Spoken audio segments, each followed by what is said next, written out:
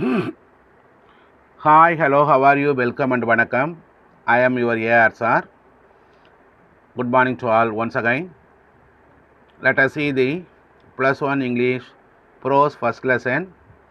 The Portrait of a Lady, written by Khushwant Singh. Let us see plus one English prose first lesson. The Portrait of a Lady, written by Khushwant Singh. Okay. Generally, if we ask you a question whether you want a nuclear family or joint family, mostly all of you say that nuclear family, some most says that joint family. It depends upon their mindset. But there are so many merits and demerits in the nuclear family as well as in the joint family. Okay, it also depend upon their mindset. Okay, let us see the lesson. The story brings about the bond between the author and his loving grandmother. Both lived in a Punjabi village. Underline this. Take your books first. Note the synonyms and antonyms and all the 2-mark questions while my teaching is going on. Okay, va? Okay. Both lived in a Punjabi village, belonged to a Punjabi Sikh family. So they used the language Punjabi. Okay. They lived in a Punjabi village, Punjabi Sikh family, used the language Punjabi. Okay. The grandmother was very old and she had a wrinkled face. People said that she was pretty when she was young. Okay. Appearance of the grandpa. First heading. Appearance of grandpa. The grandfather portrait. Portrait means merely a photo only. The grandfather portrait was hanging in the drawing room above the mantelpiece. Mantelpiece means above the shelf. Above the shelf. He wore turban, loose fitting clothes. He had long white beard, covered the whole chest, and he looked nearly 100 years old, and also looked to have a lots and lots of grandchildren, but did not look such a sort of person. He had a wife and grandchildren only. Grandma told her childhood play. It seemed the other absurd, illogical, synonyms illogical, and undignified, Gauravamatra, unhonor part. Grandma told the childhood play, but it seemed the other that it was illogical or absurd and undignified part. All the whole family members treated it like the fables. Fables means tales, T-A-L-E-S, tales. Tales means stories, S-T-O-R-I-E-S, stories of prophet. Prophet அப்படின்னு சொன்னாக்கா நபிகள் நாயகம் அல்லது தீர்க்க. First heading, appearance and activities of grandma. Appearance and activities of grandma. Grandma was very short. She was fat, slightly bent. She had a criss-cross of wrinkles on her face. Criss-cross means குறுக்கு கோடுகள். Wrinkles means சுருக்கங்கள், shrinks, S-H-O-R-I-N-K-S, shrinks. Everywhere. She was old, so old. Would not have grown old, but she seems to be very young at the age of 20 years. She was always beautiful. She hobbled, walked unsteadily. Hobbled synonyms, walked unsteadily. She hobbled the house and make the house spotless white, very clean. And she put one hand resting on her waist and balanced her stoop, and the other telling the beads of rosary. Rosary means ஜபமாலை. Beadsனாக்கா மணிகள். Silver locks. Scattered over pale, puckered face. Puckered means shrink, சுருங்கிய. Her lips moved inaudible prayer. She was like winter landscape in mountains, an expanse pure white scenery, breathing peace and contentment. Peace and contentment. Grandma and the other were good friends. Their parents left the other with the grandmother and they went to live in the city. So the grandmother and the other were constantly together. Next heading, daily routine work of grandma. She used to wake the other early in the morning and get him ready to school. She said the morning prayer, monotonous, மாறுதலே இல்லாமல், sing song while. She bathed and dressed the other. The other listened her but never learned it. The grandma tie and bundle wooden slate, a red pen, an ink pot, and hand it to the other. She also makes a breakfast, thick stale chapatis with little butter and sugar. She carried several stale chapatis for the village dogs, which followed her daily. It is the daily routine work of the grandma to throw the stale chapatis to the village dogs. So always the village dogs followed her to school and followed her to the house. Grandma come with the other after the school. The school was attached with a temple. The priest taught alphabet and morning prayer. The children sat in rows, both sides, sing the same chorus in the veranda. Grandma was reading scriptures. Scriptures means Vedas, Vedangal. Both finished the all. The grandson and the grandma finished their work. Then the grandma and the other walked together. The village dogs meet them. The temple, up to the temple door, the dogs followed them. Then in the evening they followed them up to their house, groveling and fighting each other for the chapatis. The other and the grandma threw to them. Okay, next heading, city school habits. Their parents were settled in the city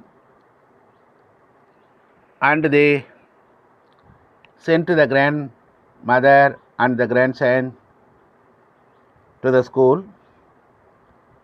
Now they no longer came to the school with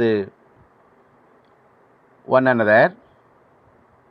The other was put into an English school and he was taken by a motor bus to the school. There in the city, no dogs in the streets. Now the grandma used to feeding the sparrows in the courtyard na muttram of our city house. Years rolled by.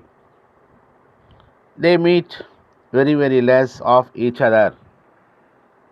Sometimes the grandma get the other ready. When he came back, she asked the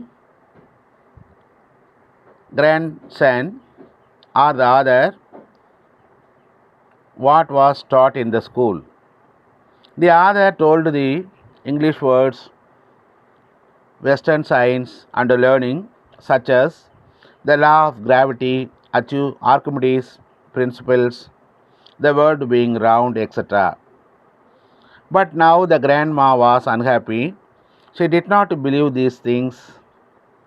She could not able to help the other in lessons. So she did not believe and she seems to be distressed because there is no teaching of God in the city school. So she rarely talked to the other, university life of the other. The other went to university after finishing the school studies. There he was given a room for his own. It was a common link of friendship snapped. Grandmother accepted her seclusion. Seclusion means isolation. Grandma attitude in the city. Now, the grandma avoided of talking to anybody in the city. She spent time with the spinning wheels from sunrise to sunset, reciting the prayers sat by her spinning wheel. In the afternoon, she had some relaxed time while to feed the sparrows. She broke the breads into little bits. Hundreds of little birds collected round her, creating veritable bedlam. Bedlam means noisy confusion. Underline. Noisy confusion of chirping.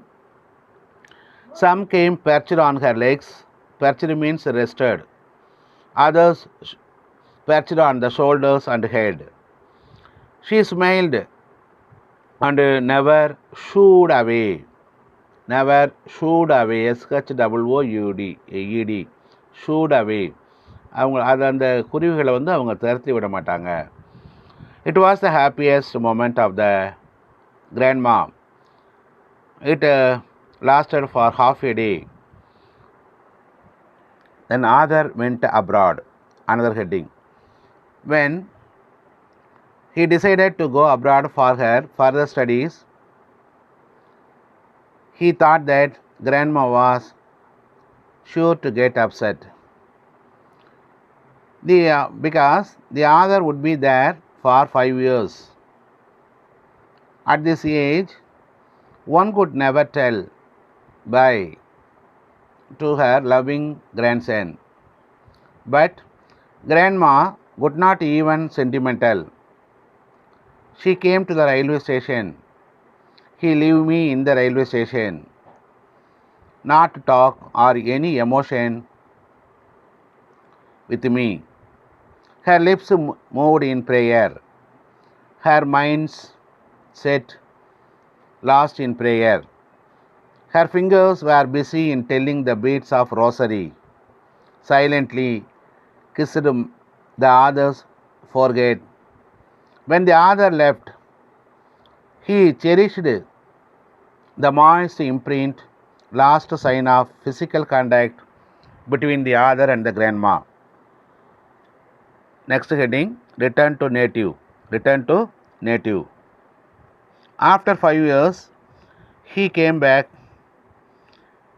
Grandma met him in the railway station again. She was as same as before 5 years, not a day older. No time for words. She clasped me in her arms. The other hear her reciting prayer that day also.